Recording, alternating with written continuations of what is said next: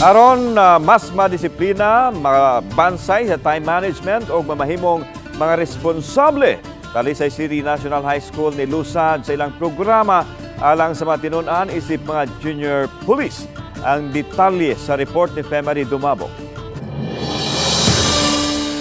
Mga tinunan nga nagbantay sa mga exit o entry points sa Talisay City National High School. Sigurong adunay o susihon ang mga identification cards. Ananaw sa mga nanag-roving sa sod sa tunghaan, mususi sa mga classrooms o sa mga tinunan, magtutudlo o sa mga bisita.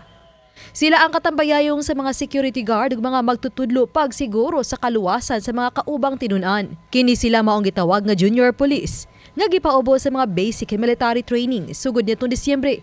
Gipaubos sa sila sa Talisay City Police og seminar kalabot sa intelligence monitoring og investigation. Gitudluan usab sila sa mga basic traffic rules and regulation sa City of Talisay Traffic Operations Development Authority kon City Toda.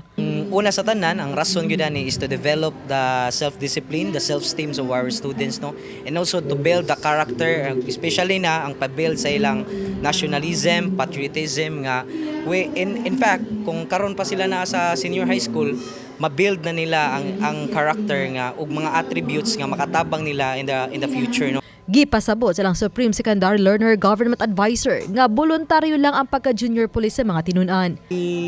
Develop jud is the spirit of voluntarism and then the spirit of dedication sa ato mga estudyante in serving the school. So bisan og wala siya academic incentives nga mahatag sa ilaha, pero they volunteered to be in these organizations, and so we see their potential in terms of leadership and kanang camaraderie. Gisiguro usab nga di mapiktuhan ang ilang pagtungha hinungdan nga sa mga oras nga wa sila'y klase diha usab sila muhimos ilang mga duties and responsibilities. Ang mga pioneer junior police sagad mga grade 12 apan bukas kini sa tanang grade level. Sa 13 ka mga junior police, tulo kanila mga babay. Usa na niini si Jenny Rose Tumulak, usa ka grade 12 student. Kansang pangandoy ang mamahimong police. Matod niya, mas napalambo ang pagka-responsable ug independent niya.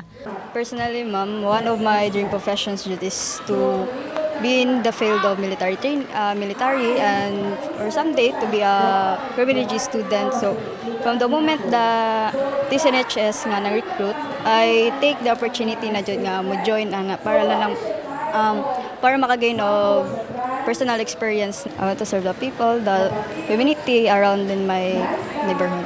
Bisan busy, gisiguro gyud usab nila nga di mapektuhan ang ilang academics. Gani isagad kanila mga honor students. Dako nila nga tinguha nga mas makaagni pa sa ubang kabataan nga mahimong responsable nga sakop sa komunidad.